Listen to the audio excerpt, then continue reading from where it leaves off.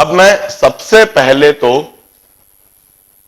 Tetrahedral void को locate करने के तरीके को समझता हूं, फिर एक और बार रिकॉल करता हूं। यह चीज मैंने पिछले लेक्चर में समझाई थी, दोबारा समझाता हूं। एक क्यूब के अंदर टेट्राहाइड्रल वॉइड कैसे ढूंढी जाए, फिर एफसीसी के अंदर ढूंढना सिखाऊंगा। एक छोटा क्यूब हम बना लेते हैं।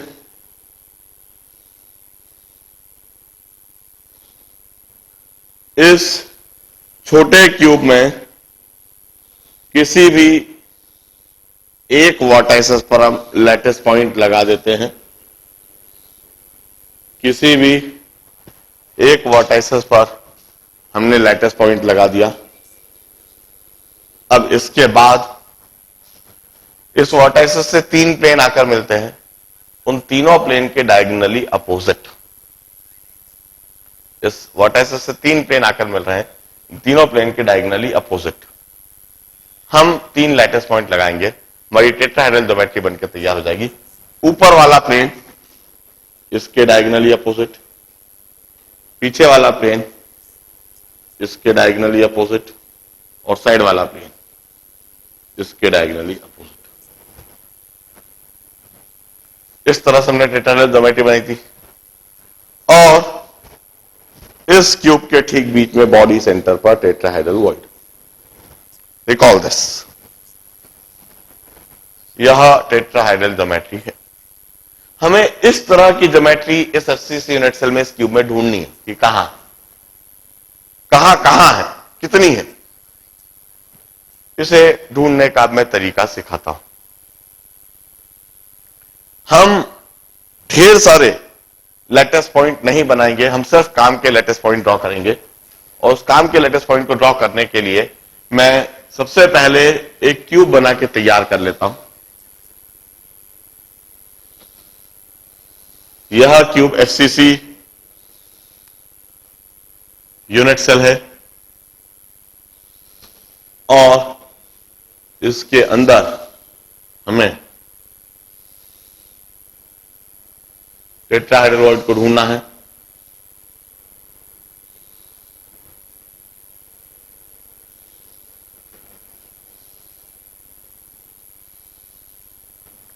अब पहली step,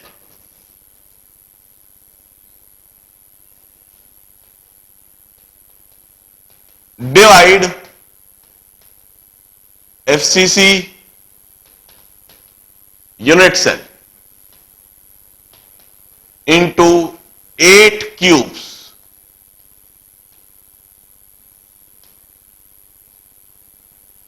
Each of edge length a/2.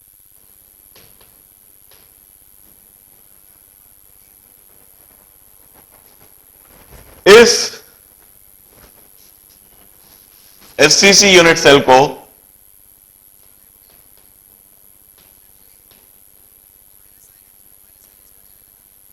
आठ क्यूब में डिवाइड कर दीजिए। एक एक क्यूब की एज लेंथ a/2 हो। इस एज का सेंटर और इस एज का सेंटर, इसको हम मिला दें। इस एज का सेंटर, इस एज का सेंटर, इसको हम मिला दें।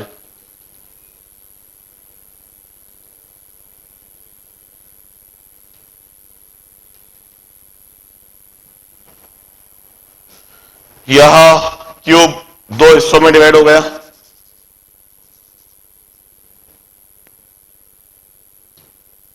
दो हिस्सों में नहीं, अभी हमें इसे डिवाइड करना है, कुल मिला के 8 हिस्सों में। इस तरह से इस एज का सेंटर और इस एज का सेंटर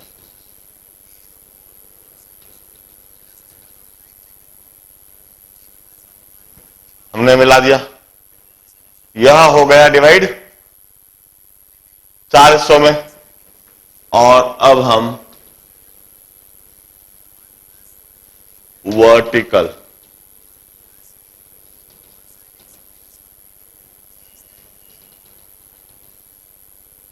और यह क्यूब हो गया डिवाइड 8 हिस्सों में।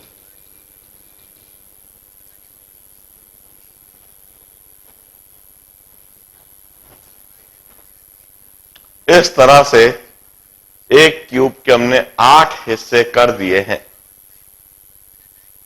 जरा ध्यान से देखिए। अब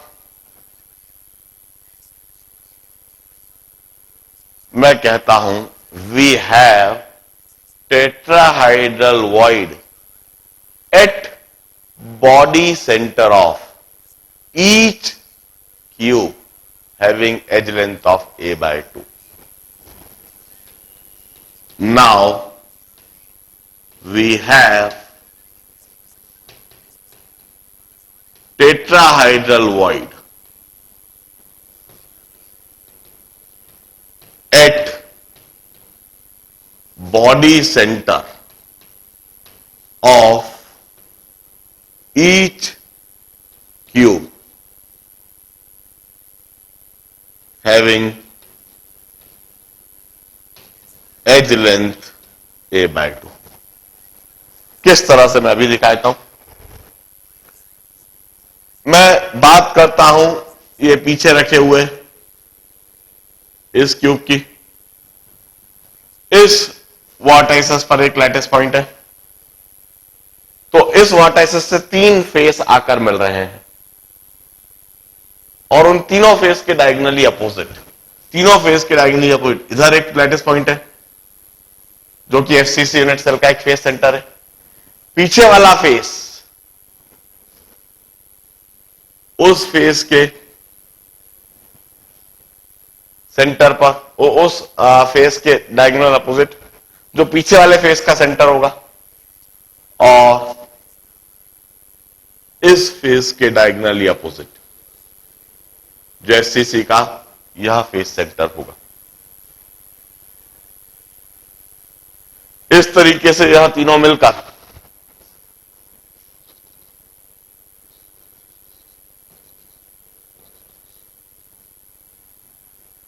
इक्विलैटरल ट्रायंगल बनाएंगे और इस जगह पर कहीं पर टेट्राहेड्रल वॉइड होगी। In another word we also say we have tetrahedral void, two tetrahedral void on each body diagonal of FCC unit cell। दूसरे तरीके से we have 2 tetrahedral void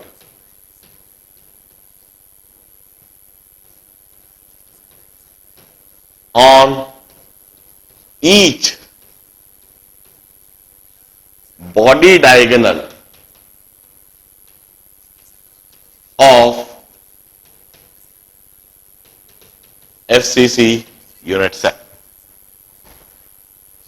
just imagine body diagonal draw करेंगे तो body diagonal के ठीक बीच में तो octahedral void है, बॉडी डायगोनल के ठीक बीच में तो बॉडी सेंटर आ गया, उस पर तो ऑक्टाहेड्रल वॉइड है, उसके ऊपर और उसके नीचे दोनों क्यूब में 2 टेट्राहेड्रल वॉइड होगी। So number of such tetrahedral void, number of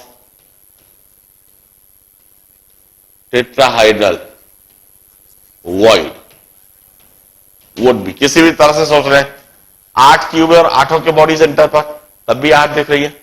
2 on each body diagonal, तो 4 बॉडी डायगोनल है, हर एक पर 2। We have got 8 tetrahedral voids in FCC unit cell. इस तरह से नंबर ऑफ पार्टिकल और नंबर ऑफ टेट्राहाइड्रल वॉइड का यदि हम रेशो देखें तो 4:8, 1:2।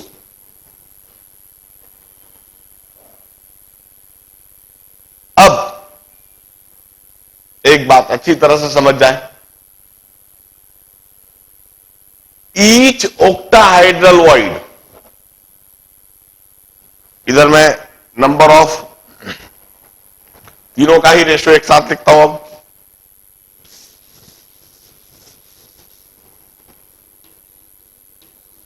number of particle is to number of octahedral void is to number of tetrahedral void.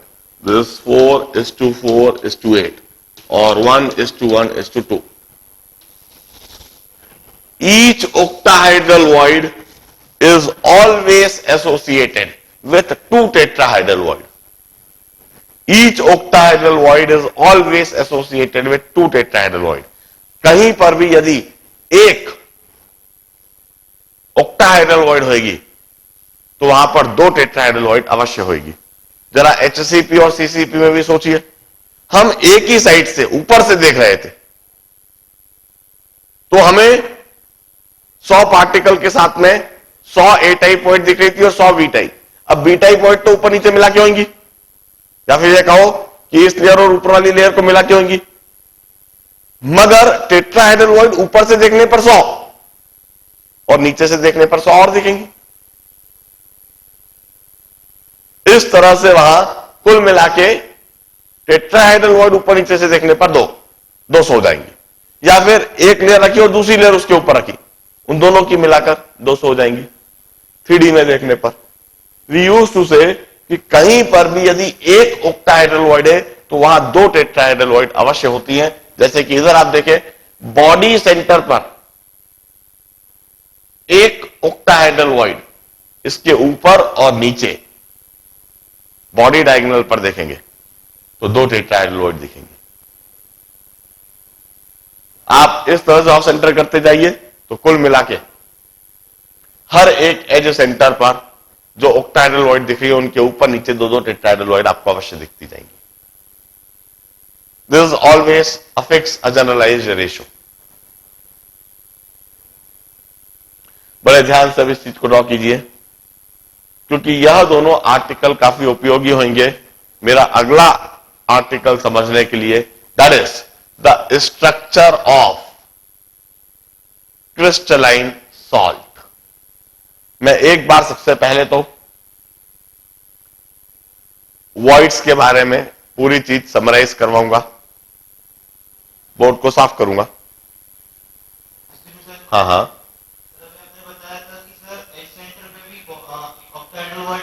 बिल्कुल बिल्कुल। आप ऐसे सोचो ना, अभी मैंने इसको देखा हल्का सा एच सेंटर पर आए तो यह वाला क्यूब और इसके बगल वाला एक क्यूब। भाई अभी आपने ये वाला क्यूब देखा, इसके लिए बॉडी सेंटर पर देखिए, अब इसके बगल वाले क्यूब पर आ जाइए और अभी ये वाला क्यूब देखा तो इसके बगल वाला एक क्यूब और देखिए।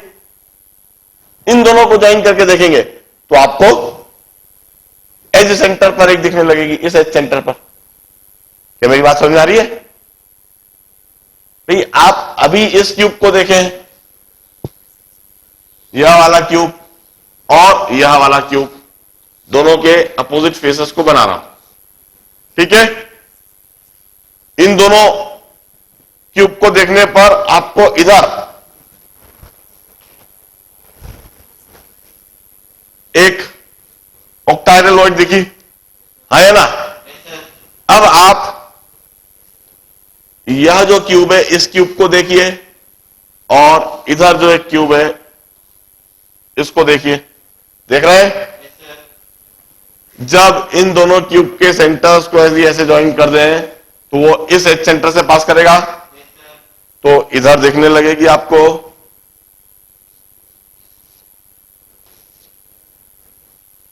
क्या दिखने लगेगी, पक्का। ऐसे ज्वाइन कीजिए इसको, ऐसे, इसका सेंटर और इसका सेंटर आपको इधर देखने लगेगी। आप ऐसे आगे बढ़ते जाइए, आपको हर बार दो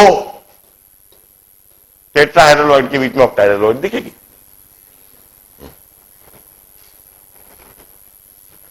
definitely this chapter, this topic need visualisation.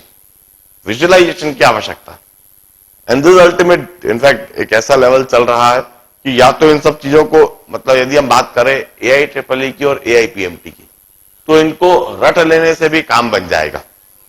मगर यदि आप बात करेंगे IIT JEE की और एम्स की, तो फिर आपको बड़े ध्यान से इनको देखकर समझना होगा। As far as PET, PMT, AIEEE, AIPMT और NEET इज कंसर्न, ये सब सारी चीजें यदि रट ली जाए जो मैं बॉक्स में रख रहा हूं, तो भी काम हो जाता है। Although I am interested in explaining them.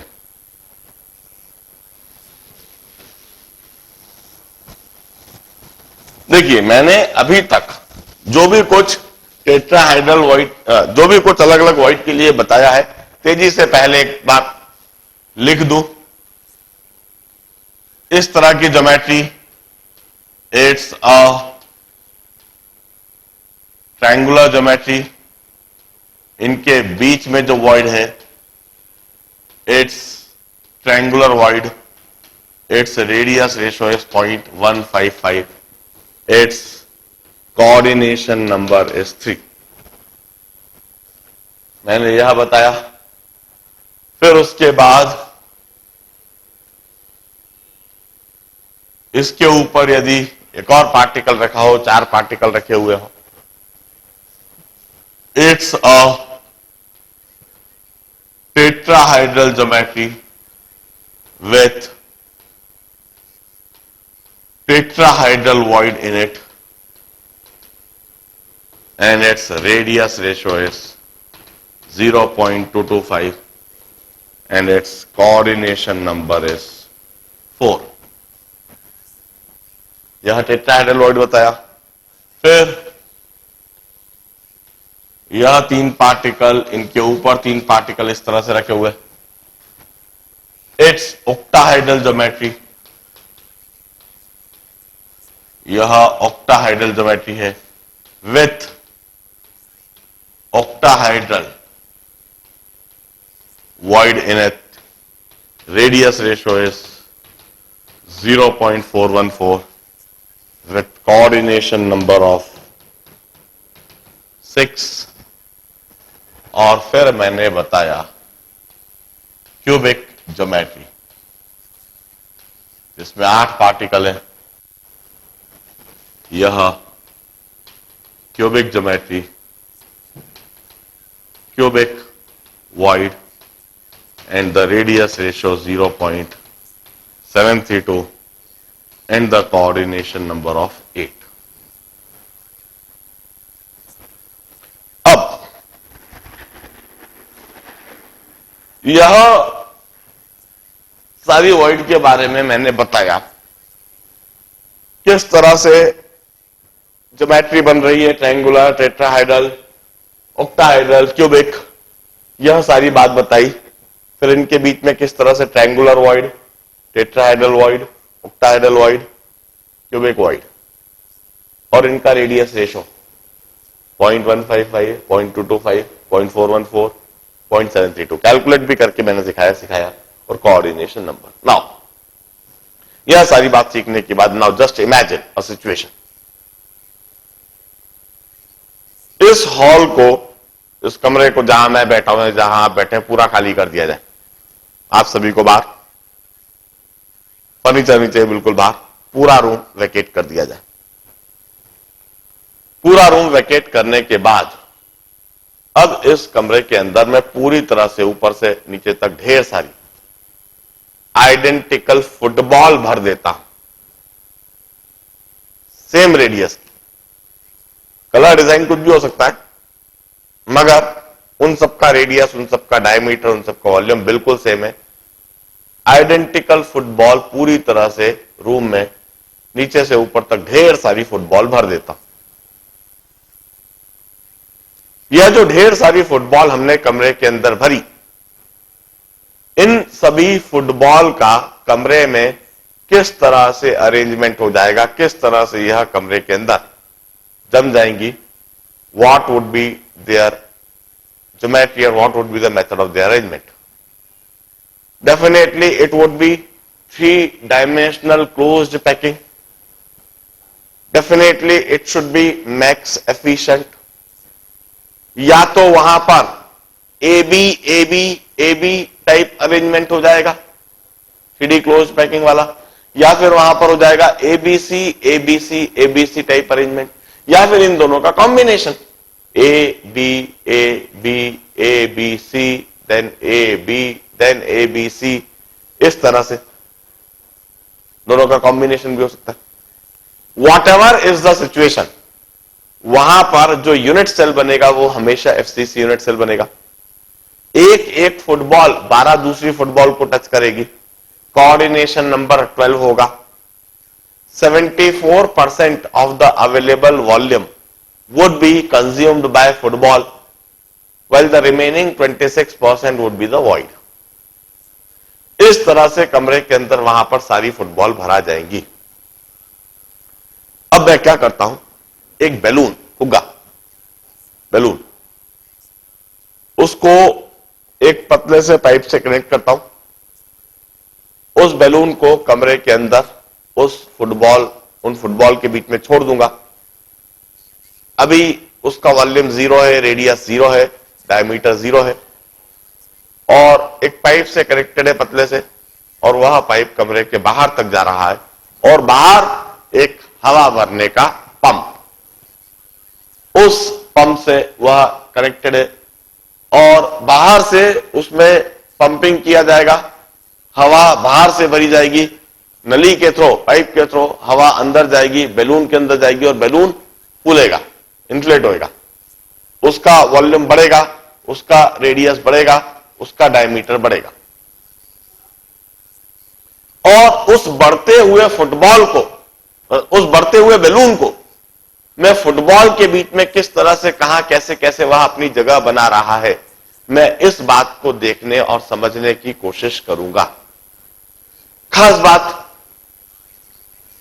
मैं पंप को अंदर नहीं ला सकता था, मैं स्वयं अंदर नहीं आ सकता था, क्योंकि उन फुटबॉल के बीच में मैं भी यदि आ जाता, पंप को अंदर ले आता, तो उन फुटबॉल का अरेंजमेंट ही बिगड़ जाता। यदि उन फुटबॉल का अरेंजमेंट बिगड़ जाता तो उस बैलून में जो मैं स्टडी करना चाह रहा हूं वो स्टडी ही नहीं कर पाता। इसलिए मैंने फुटबॉल के बीच में तो सिर्फ बैलून को ही छोड़ा है, और पतले से पाइप से कनेक्ट करते हुए बाहर से हवा भर रहा हूं, और बाहर से हवा भरते हुए जैसे जैसे अंदर वह बैलून बड़ा होगा, हम उसको ऑब्जर्व करेंगे कि वह बैलून कहां कहां अपनी पोजीशन बना रहा है।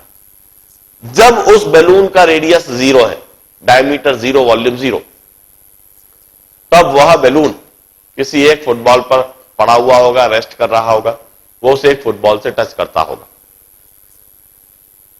अब मैंने उसका रेडियस बढ़ाना चालू करा, हवा भर रहा हूं, वॉल्यूम बढ़ाना चालू करा।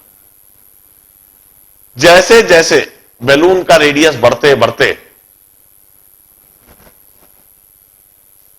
15.5% ऑफ रेडियस ऑफ फुटबॉल होगा। जैसे ही बैलून का रेडियस बढ़ते बढ़ते 15.5% ऑफ रेडियस ऑफ फुटबॉल होगा, वैसे ही वह बैलून 3 फुटबॉल से टच करने लगेगा। वह बैलून 3 फुटबॉल से टच करने लगेगा, और जिन 3 फुटबॉल से वह बैलून टच कर रहा है, इस तरह से उस बैलून की 3 फुटबॉल के बीच में स्थिति दिखेगी। जिन 3 फुटबॉल से वह बैलून टच कर रहा है, वह तीनों फुटबॉल मिलकर एक ट्रायंगुलर प्लेनर ज्योमेट्री बनाती होंगी। वह बैलून अपने आप को ट्रायंगुलर वॉइड में पाएगा, 3 फुटबॉल के बीच में ट्रायंगुलर प्लेनर वॉइड में अपने आप को पाएगा। और ऐसा हमेशा तब होगा जब उस बैलून का radius 15.5% of radius of football.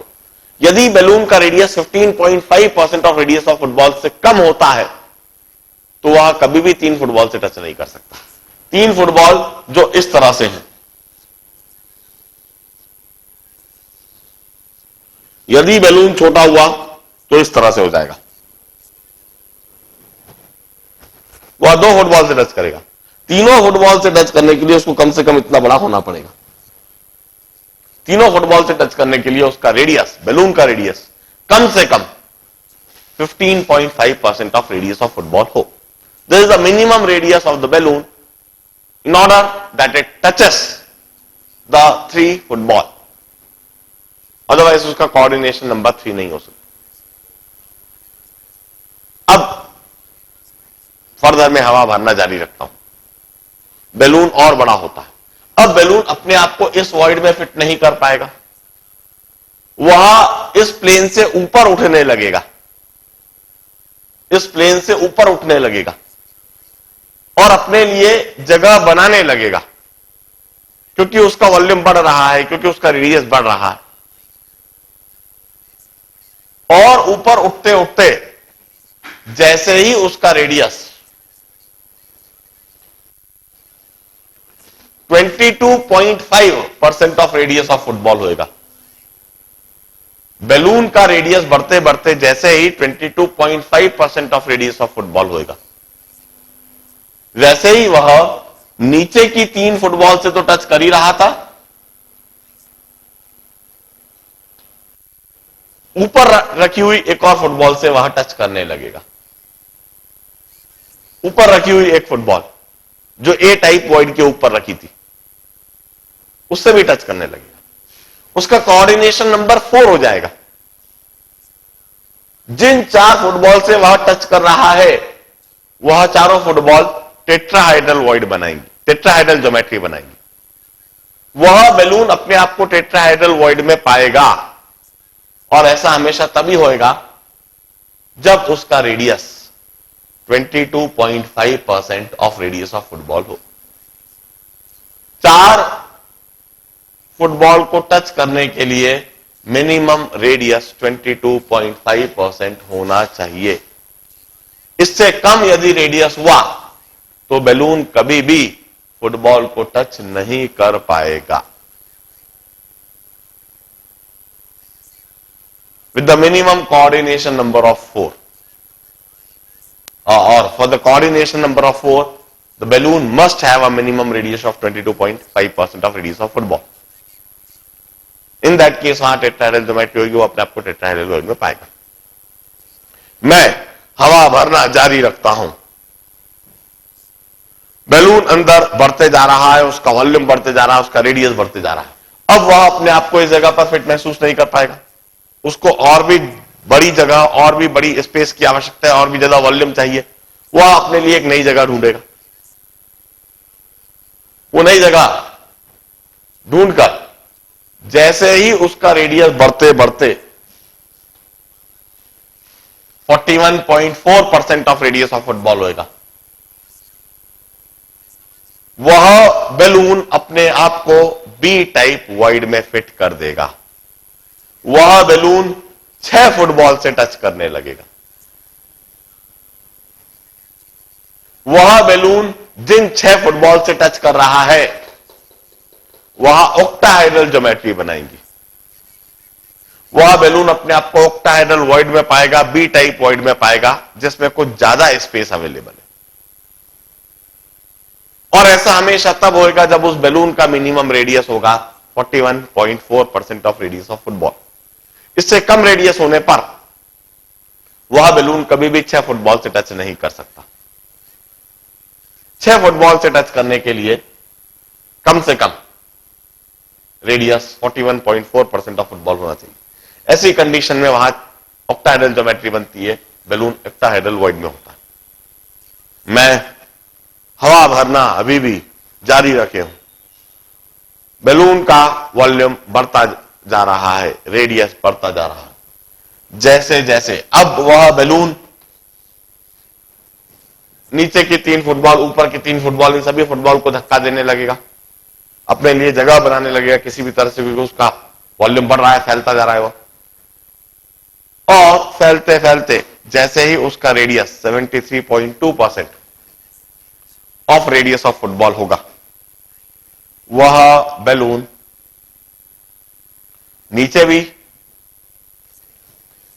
इधर 41.4% था, जैसे ही 73.2% होगा, वह नीचे भी 4 फुटबॉल से टच करने लगेगा, ऊपर भी 4 फुटबॉल से टच करने लगेगा। उसका कोऑर्डिनेशन नंबर 8 हो जाएगा। उसका कोऑर्डिनेशन नंबर 8 हो जाएगा। वह जिन 8 फुटबॉल से टच कर रहा है, वह क्यूबिक ज्योमेट्री बनाएंगी। वह अपने आप को क्यूबिक वॉइड में पाएगा। और ऐसा हमेशा तब होएगा जब उसका minimum radius 73.2% of radius of football हो। इससे कम रेडियस होने पर वह कभी भी आर्क फुटबॉल से टच नहीं कर सकता। नाउ जस्ट इमेजिन, मैं अभी भी हवा भरना जारी रखता हूं, वॉल्यूम अभी भी बढ़ता जा रहा है, फटेगा नहीं, अभी भी मैंने अच्छा बैलून लिया, वह अभी भी बढ़ता जा रहा है, उसका वॉल्यूम अभी भी बढ़ता जा रहा है, उसका रेडियस अभी भी बढ़ता जा रहा है। एक सिचुएशन आएगी जब उस बैलून का रेडियस फुटबॉल के रेडियस के बराबर हो जाएगा। यदि उस बैलून का रेडियस फुटबॉल के रेडियस के बराबर हो गया, तब वह बैलून आइडेंटिकल टू फुटबॉल दिखने लगेगा। वह बैलून भी एचसीपी और सीसीपी का ही एक हिस्सा बन जाएगा, एक पार्ट बन जाएगा। वह बैलून भी 12 दूसरी फुटबॉल से टच करने लगेगा। अब आप फुटबॉल में और बैलून में कोई डिफरेंस महसूस नहीं कर पाओगे। वह बैलून भी बिल्कुल एक फुटबॉल की माफी की बिहेव कर रहा है। It's coordination number would be 12. Such would be the behavior of balloon among or between the arrangement of those footballs जो HCP या CCP में है। मैंने यह क्यों समझाया है? मैंने यह इसलिए समझाया है क्योंकि इसी कंसेप्ट के आधार पर आप स्ट्रक्चर ऑफ क्रिस्टलाइन सॉल्ट समझ